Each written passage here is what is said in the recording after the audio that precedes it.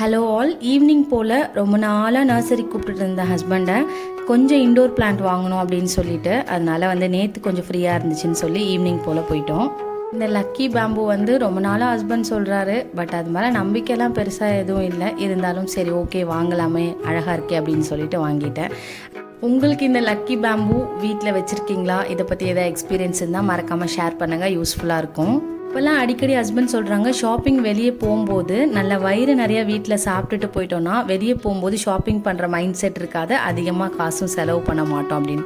இதை நீங்கள் எக்ஸ்பீரியன்ஸ் பண்ணியிருக்கீங்களா? உண்மையாக என்ன அப்படின்னு சொல்லி மறக்காமல் கமெண்ட்டில் ஷேர் பண்ணுங்கள்.